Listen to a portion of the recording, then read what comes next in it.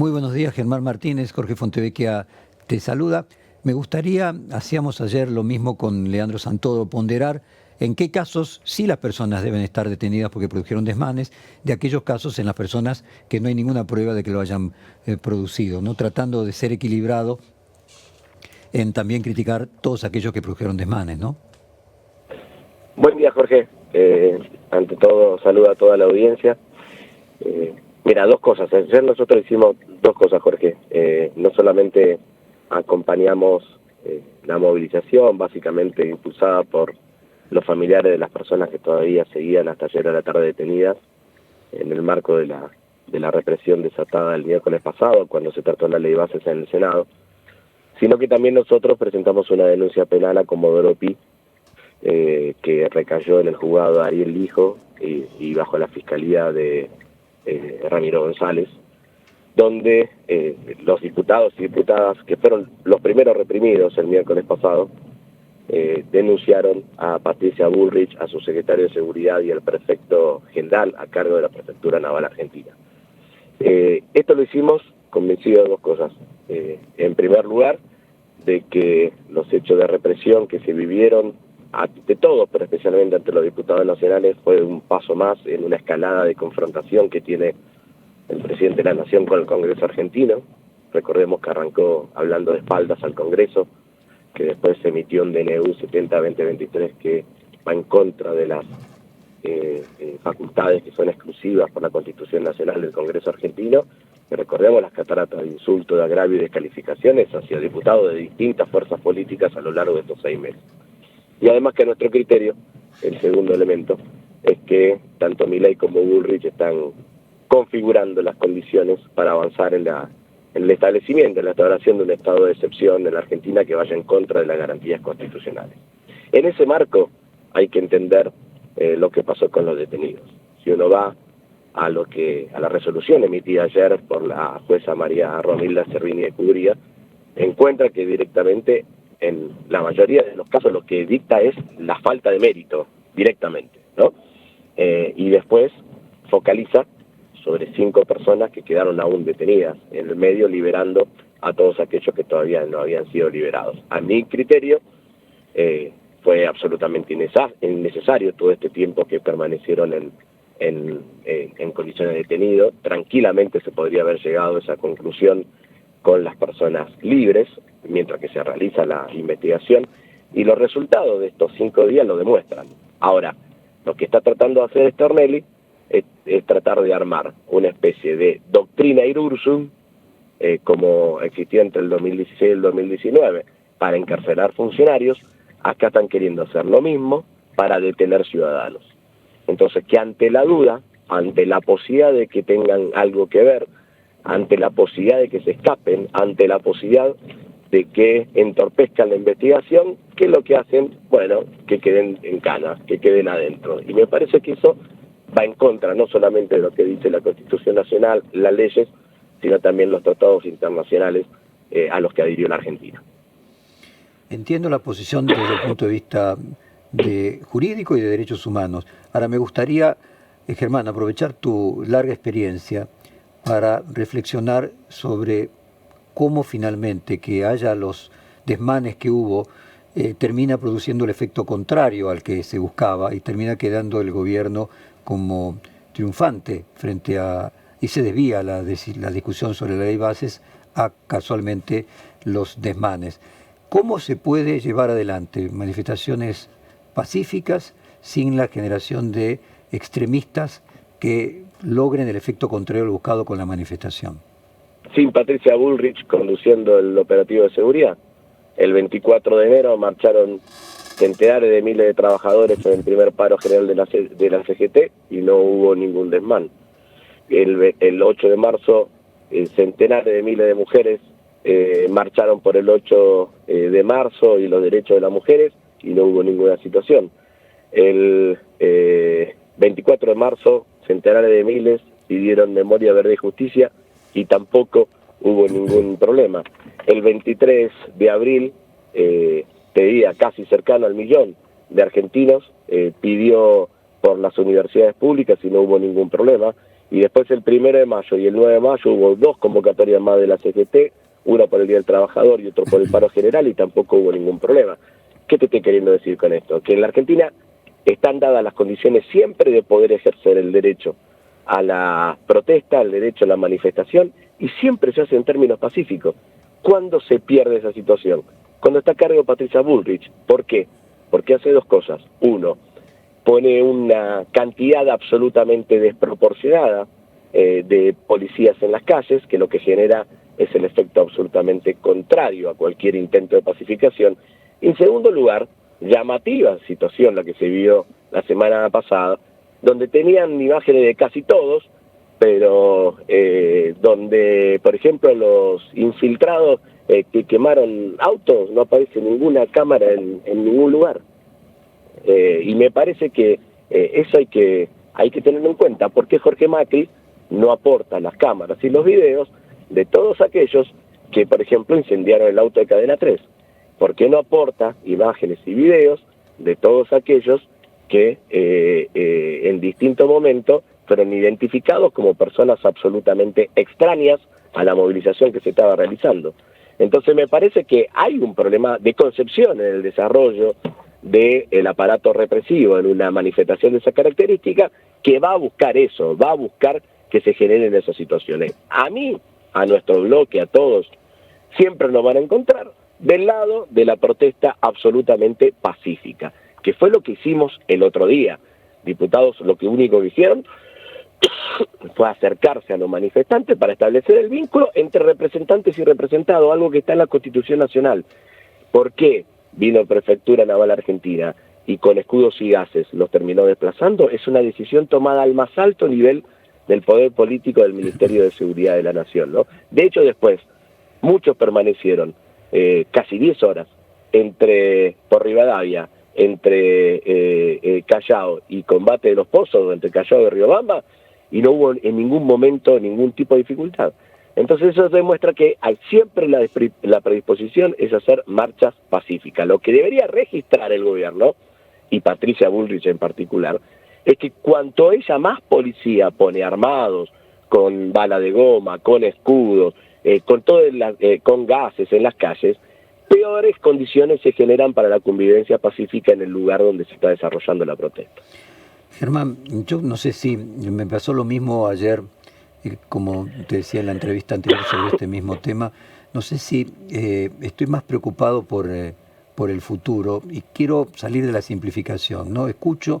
Leo columnistas que dicen esto demuestra de qué es el kirchnerismo, porque cuando gobierna el kirchnerismo se producen estos hechos, cuando no gobierna el kirchnerismo se producen estos hechos, como fue en el 2017 con Macri y ahora con Milei, y vos lo que me decís, esto es culpa de Patricia Bullrich, y me parece que el tema es más complejo.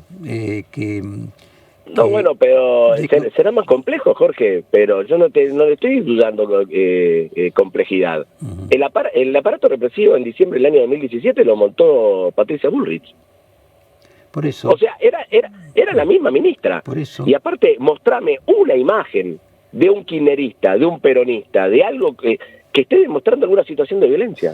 Eso no la mismo, vas a encontrar. Hermano, déjame decir Entonces algo. lo que hay es un uso dialéctico de poner al peronismo y al kirchnerismo enfrente para generar legitimidad en penosas acciones que realiza el gobierno. Están en campaña todavía, Jorge. Ellos ganaron la campaña, y lo hablé con vos en algún momento, apelando a 2 ejes: casta, anticasta, pero peronismo, kirchnerismo versus antiperonismo, antikirchnerismo. Con eso ganaron. Con eso ganaron las elecciones. Entonces me parece que llevan ese mismo análisis a la gestión de gobierno y siguen atrapados en la campaña, Jorge. Está bien, Germán, lo que quería decirte es, primero, las cámaras que no muestre Jorge Macri, el juez puede pedirla y Jorge Macri la va a tener que entregar. ¿La va a pedir Stornelli? El juez la podrá pedir también, llegado el caso. No se van a borrar, imagino. Pero la cuestión, que yo quiero irte a la causa de la causa. En el 2001, 2002, no estaba Patricia Bullrich y casi queman el Congreso. Entonces, como hasta el propio Fondo Monetario Internacional plantea de que está preocupado de una creciente recesión y alargamiento de la recesión y empeoramiento de las condiciones sociales y que se genere violencia social, Me parece que más allá de que el gobierno dice, son los kirchneristas, el peronismo dice, son los infiltrados del gobierno y Patricia Bullrich, hay una cuestión más grande todavía, que es, dado de que va a haber tensión social, a mí me preocupa cómo resolver este tema, teniendo en cuenta que Pero al lado está Patricia a mí Bullrich. también me preocupa, y te quiero agregar algo, una mínima corrección. En el 2001 sí estaba Patricia Bullrich, era ministra de Trabajo de la Nación. Había Y además, renunciado ya, Germán, había ese día, renunciado ya, cuando ya no estaba. ¿qué día renunció Patricia Bullrich? En ¿Por qué? diciembre, y yo lo que te estoy hablando es de Bueno, fin de pero diciembre y enero. cuando sucedieron los hechos de diciembre del 2001, recuerdo el libro El Palacio y la Calle de Miguel Gobanazo, la propia Patricia Bullrich insiste con la participación del dispositivo de defensa en la represión interna. Y es el propio esquema de las Fuerzas Armadas el que no quiere. Entonces, y olvídate de esa referencia histórica, pero también toma lo que yo te estoy diciendo en algún lugar. ¿Por qué cuando nosotros organizamos las movilizaciones nunca hay ningún problema? ¿Por qué? Este es un dato fáctico. ¿Por qué cuando hubo un paro general, cuando hubo el 8 de marzo, cuando hubo un 24 de marzo, cuando hubo un 23 de abril y cuando hubo un 1 de mayo, nunca hubo problema? ¿Qué pasó ahí? Y había más gente que la que había el otro día. Entonces, hay algo de lo que yo te estoy diciendo. ¿Es la única explicación posible? No. ¿Hay violentos en la Argentina? Probablemente que lo haya. ¿Lo hay? Sí, sin duda. ¿Para quién juegan? A mí me generan interrogantes.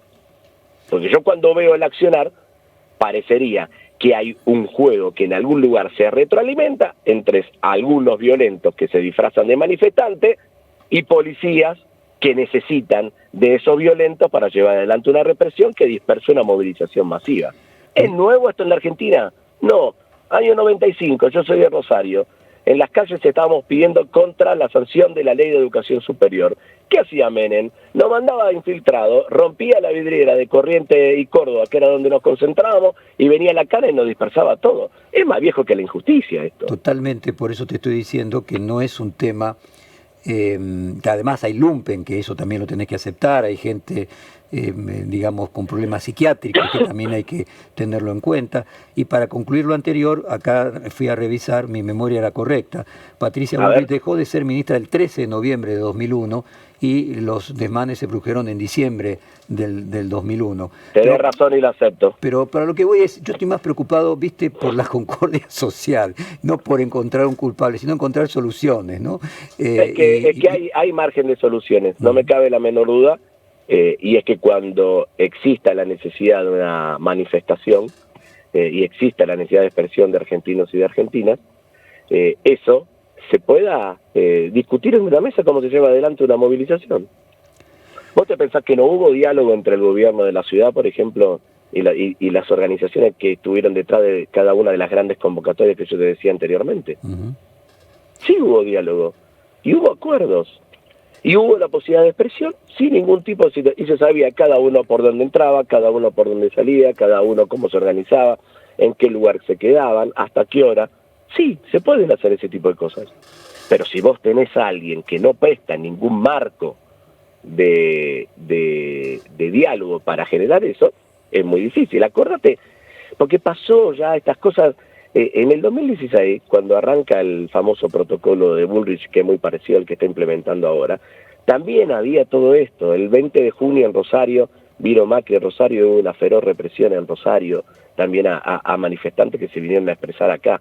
Y después quedó en la nada con el tiempo todo eso. No es sostenible eso. En el mientras tanto, lamentablemente pasan las cosas que tienen que pasar, pero también puede contar con articuladores sociales y políticos de todo eso. Detrás de cada uno de los grandes sectores siempre hay personas con predisposición a ordenar lo que haya que ordenar para que las cosas salgan bien. Ahora, ¿tienen ganas de que las cosas salgan bien? O como vos decís, volvemos al arranque de la charla, o como vos decís, te sirven para distraer la atención. A mí en eso uno puede distraer un poco la atención, pero te digo que yo lo vengo diciendo hace rato, hay un creciente descontento social con Javier Milei y no hay nada que lo esté tapando. No hay ni operativo de distracción, ni bomba de humo, ni nada por el estilo, ni imagen subida a TikTok, ni nada que esté deteniendo el constante deterioro en la percepción que tienen grandes sectores de la sociedad respecto a Javier Milei. Eso podrá ser un placebo, el decir, mirá cómo corrí el eje, en lugar de estar hablando de la ley bases, estoy hablando de la represión. Eso podrá ser un placebo. Pero te aseguro que abajo es otra cosa lo que se está percibiendo. Justo, Germán, quiere hacerte acá, Claudio Mardones, una última pregunta y te liberamos casualmente sobre la ley bases. ¿Qué tal? Sí. ¿Qué tal, Germán? Buen día. Hola, Claudio. ¿Qué tal? Bueno, sabemos que está con muy poco tiempo, así que queremos aprovechar estos últimos minutitos. Se habla de una posible sesión la semana que viene, hay reuniones de funcionarios del gobierno nacional, como el vicejefe de gabinete José Rolandi, con representantes de los bloques que dieron quórum y votos a la ley bases y al paquete fiscal. Pero hay una pregunta, ¿cree que hay riesgo de que se pueda judicializar el resultado en la Cámara de Diputados? Se lo pregunto respecto a la interpretación del artículo 81, es decir, algunos sostienen que hay algunos temas que fueron sacados por el oficialismo del dictamen en el Senado que no llegaron al recinto, como la moratoria previsional, y otros que sufrieron cambios. Ahí hay una discusión respecto a la interpretación del artículo 81, ¿qué es lo que está en juego? Hay y si usted cree que hay una judicialización posible. No, bueno, pero a ver, la judicialización o no va a depender de qué es lo que hagan con el reglamento y la interpretación del reglamento. Así que eso lo reservo para cuando sucedan los hechos. Pero no lo descarta. No, pero no, ¿qué no lo descarta? Te estoy diciendo, no me gusta hablar por anticipado, me conoces en los temas parlamentarios, sí. Sabés que nunca hablo 2 milímetros antes de que sucedan las cosas, primero. Sí me parece que hay que entender qué es lo que se está discutiendo. Uno, se está discutiendo en términos reglamentarios si la capacidad de insistir en el texto de los diputados o de aceptar los cambios en el Senado es un paquete o se puede abrir el proyecto y analizar título por título, capítulo por artículo, capítulo por capítulo, artículo por artículo. Si es un paquete cerrado o se puede abrir. Primera discusión. Segunda discusión. ¿Qué se hace con aquellos artículos que tanto en la ley bases como en el capítulo, en el paquete fiscal, el Senado decidió con una votación voluntaria rechazar? Claro. Por ejemplo, la cuestión de impostar las ganancias. ¿Qué hacen con eso? Eso, al haber una voluntad del Senado en rechazarlo, ¿se puede tratar en diputados e insistir o no? Segunda discusión. Tercera, ¿qué hacemos con aquellos temas que el miembro informante en el Senado decidió retirar y que ni siquiera se puso en consideración ni hubo votación? Tema moratoria y la prestación para los mayores, la prestación para los mayores de 65 años. Estas son las tres grandes discusiones. ¿Por qué trato de hablar poco yo, Claudio? Porque vos sabés, y ato con lo que me preguntaba Jorge al arranque, que si nosotros definimos una postura clara ahora, ¿qué hacen ellos? Se acomodan en contra nuestra. Y yo veo tensiones y dificultades en los bloques para ordenar estos tres elementos y conformar la mayoría que la ley requiere. De hecho, rumores, vos debes leer los mismos rumores que leo en los medios de comunicación, y sabés que hay dificultades para eso, porque los senadores que votaron una cosa en el Senado dicen, che, loco, respeten los cambios que nosotros producimos. Sí, y otro dice, no, yo quiero insistir en lo nuestro. Entonces digo, como veo tensiones dentro del oficialismo y sus aliados, yo prefiero ir con calma, con serenidad, y seguramente la semana que viene tendremos una semana intensa sobre estos temas. Germán, no te sacamos más tiempo, sabíamos que te tenías que ir. Muchísimas gracias, te mandamos un abrazo grande y nos mantenemos en contacto como siempre. Chao, Jorge, que siga muy bien. Acabamos de hablar con Germán Martínez, diputado nacional de Unión por la Patria y presidente del mismo bloque.